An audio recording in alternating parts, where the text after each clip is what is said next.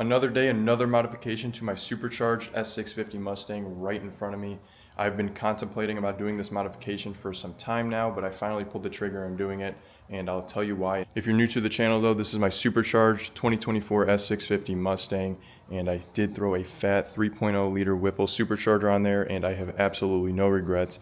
And plus, I daily drive this car. I do not have another car. This thing is a ton of fun to drive, instant power, instant torque, and we haven't broke anything. Fingers crossed. But this thing is such a fun car, guys. Enough yapping. This is the modification I just bought for this supercharger. I don't know if you guys have heard of him, but Foster SC Mods, he pretty much makes supercharger wine mods for a bunch of different applications, and one of them being the supercharged Whipple S650 Mustang, and this is what we're going to do. Now, I have contemplated about doing this modification for some time now because of two reasons. One, you have to drill into the intake past the mass airflow sensor, which I was very iffy about, but we're going to not be doing that. We're going to be doing a different way. And two, you have to drill into the firewall back there, which I realize is not that big of a deal, kind of overreacting about it, but drilling into your car is not always a fun time. Why I just randomly pulled the trigger on doing this modification, I've actually been wanting to do it, but Murphy's Law Garage on YouTube is a big help. I've actually talked to him a few times. It's very helpful. And he did this mod, but he did not drill into the intake. He also has a carbon fiber intake, and either way, if I had a carbon fiber one or if I didn't, I still wouldn't want to drill into it because that could just cause future issues with the mass airflow sensor or leaking air, whatever. The list goes on with that. He actually drills it right into the airbox. Now, I actually thought of doing that, but I just never went through with it. But he went through with it. You get just as good results, if not better, because it's not as close to the throttle body, because you do get a lot of throttle body hiss.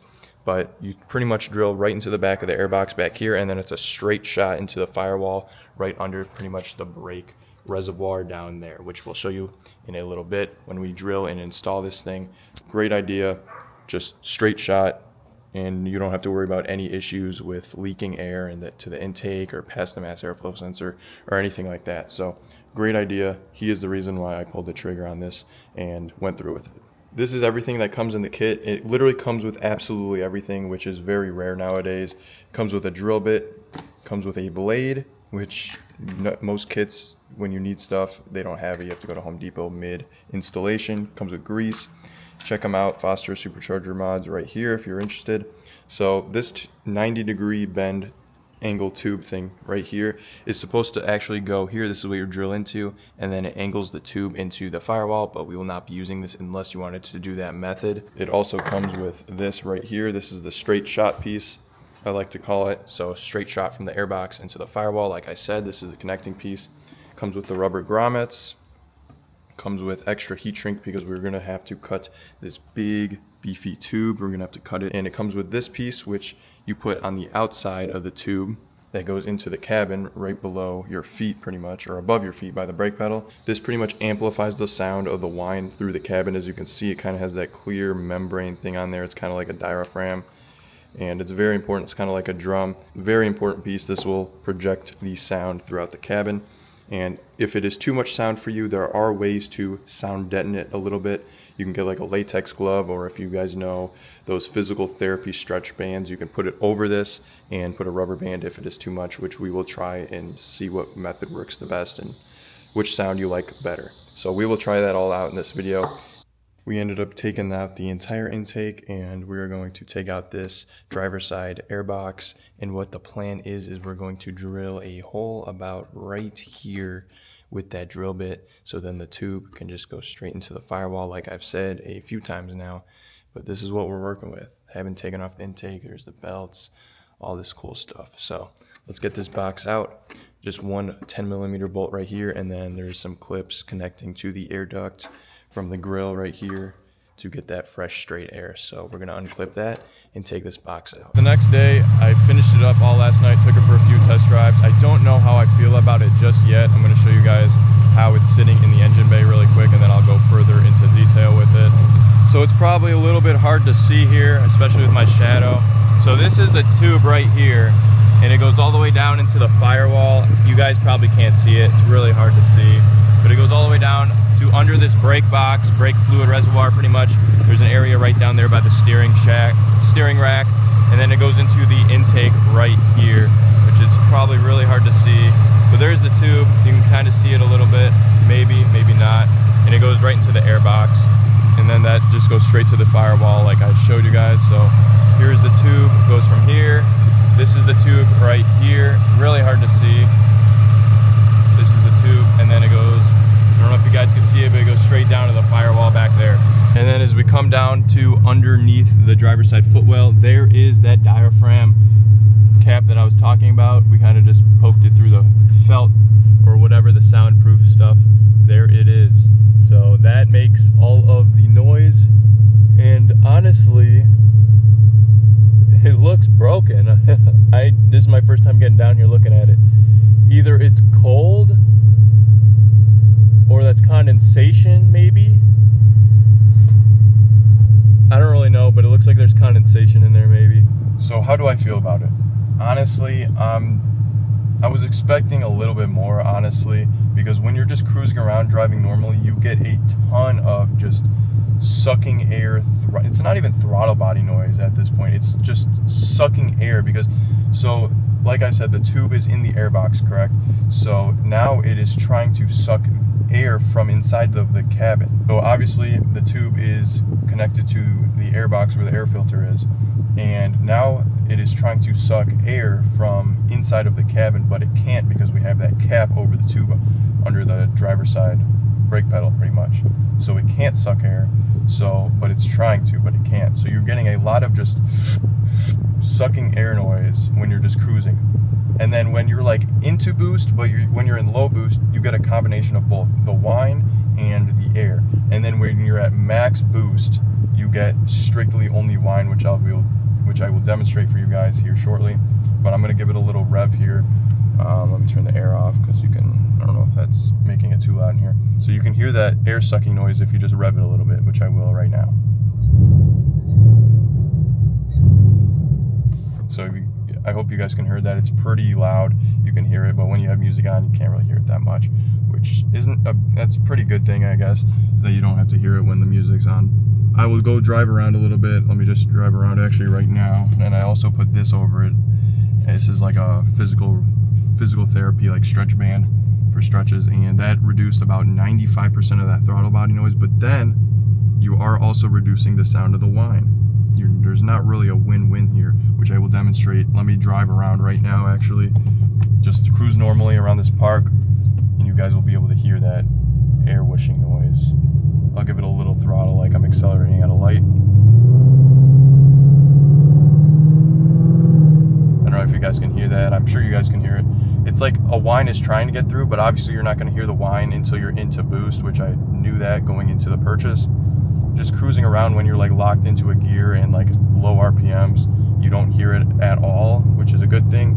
And then when you're in boost, like 100%, when you're at max boost, then you hear strictly whine, which is really nice. It does sound really good. So when you're in sport mode, you do hear it a little bit more better because you're in the higher RPMs for longer. It likes to hang in the higher RPMs. I'm gonna take a little turn here and we will do a little rip. So you can hear the whine and the air whooshing combined. I mean, it's going to be in low boost. I'm not going to go a full wide open throttle on this road. We're going to have to go to Mexico for that. So here we go.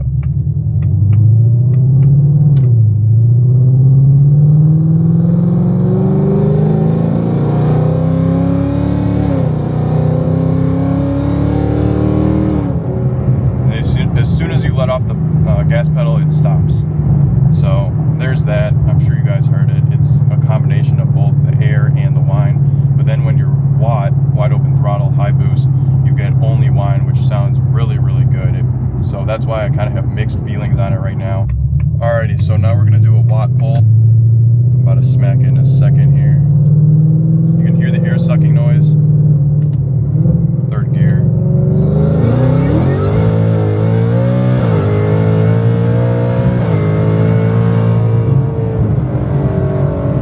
Now we got to get out of the area, but anyways, you can hear it a lot with nothing on it, and it sounds really good, but it's very annoying, and I can't really tolerate it when I'm just cruising around traffic. But when you have music on, you don't really hear it, which is a good thing. So now we have that stretch band. It doesn't look perfect, but it will do for now, just for this test. So now let's give it a rev here, just like I did earlier. Alrighty, let's give it a little rev now with the physical therapy band on it. I can hear it a little bit. It's more of just the throttle body opening up, and it's a little like, and it's not a lot of air sucking noise like with the piece of tape or with nothing on the cap. So now let's give it a little drive around the park, and then we'll give it a little rip, and then we will go to Mexico and full send it with this rubber band on. And I forgot I got to full send it for you guys with nothing on it to see, so you guys can hear how loud it actually gets. But I'm really interested to actually see how loud it gets with this band on the cap, because this takes away a lot of that sound. So you guys can't hear anything. I can barely hear it at all, and I'm giving it, we're going 30 in at 10, and decent throttle. That's a decent amount of throttle for like taking off at a light. So now I will go left. We'll give it a little rep, nothing crazy, kind of just what I've already done. Give it a little rip with this band on there.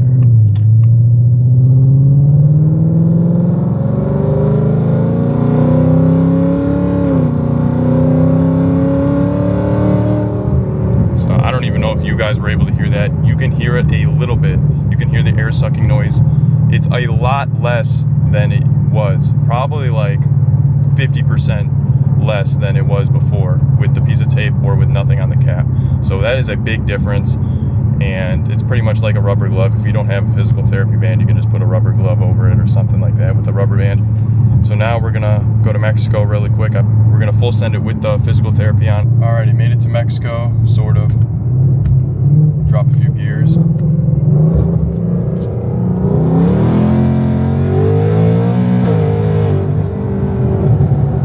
this car wants to pull out, but honestly, man, the exhaust sounds super, super good. Honestly, I heard no whine, I'm gonna be honest. I heard nothing with that rubber band on, so let me actually go the other way. I'll do a little rip here, nothing crazy.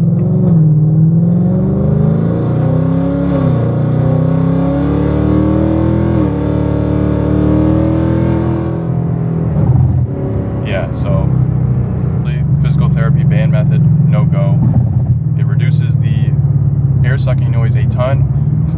That was WOT. I heard almost absolutely nothing. I don't know how I feel about it yet. But anyways, let's get out of Mexico, get home, and I'll give you guys my final thoughts. This is my final overall thoughts and my opinion on the Foster Wine Mod intake. It's been about a month, and I've wanted to drive around with it so I can give you guys my final overall thoughts on how I actually feel about it, and if it's kind of a waste of money or if it's not, or if it's 100% worth it. So honestly, I kind of think it's a waste of money, to be honest. It's $200. If it was around $100 price range, sure, 100% grab it, but it's about $180, almost $200 after taxes, which is kind of ridiculous in my opinion. I get the idea, I get the concept, but I don't think it's all the way there yet. I think it can be improved. Since it has that big tube, I feel like there should be some type of valve in there, so when you're full throttle WOT, you hear the whine, the valve gets sucked like open, so then you get the whine going through to the cabin. Just kind of like my catch can, which I'll flip the camera in a second here. Just like this catch can, it has a bypass valve, so when there's suction, it opens up and it allows it to free flow. Since there is a suction of the intake trying to suck air from the inside of the cabin, I feel like there should be a valve. I'm sure when you're a WOT full throttle, there's a decent amount of suction there, so get a light spring valve, check valve, and it will open up at WOT, because you really want to only hear the whine at WOT. These Whipples don't whine a lot to begin with, so there's really no whine actually at all until you're like into a decent amount of boost. Like in the video I showed, when we were like half throttle into boost but not fully into boost, there was an air sucking noise and a boost noise, the whine noise. So it was a combination of both. But then when you're WOT full throttle, you get that full whine, which sounds really, really good. But other than that, you're not driving around full throttle all the time, so you're not going to get that whine at all the time pretty much. So I think it's a kind of a waste of money. Save your money. I'd save your guys' money until there's a different version that comes out, maybe by a different brand or anything. No hate to him, no hate to Foster Wine Mods. It's a nice kit. Everything was included, which I really appreciated. Then everything, grease, hoses, Even the drill bit was included. What company does that? Not really many companies at all nowadays. So honestly, no hate to him at all. I get the idea, but I think it could be improved. This is just some critical feedback. So if there's any way you can add like a check valve, if he's watching this, I doubt it, but if any way you can add like a light spring check valve, and when it gets pressure sucked from the tube, it will open up at WOT and it will let the wine pass through and go into the cabin. But then when it's not getting sucked, it's closed. Like when you're under light driving, when there's not a lot of sucking on that tube, the valve closes and get that excessive noise inside the cabin. So those are my overall thoughts. And let me know if you guys have this wine mod, if you think it's worth the money or if it's not worth the money. Personally, I don't think it's worth the money, but I want to know what you guys think. Thanks for watching. Peace.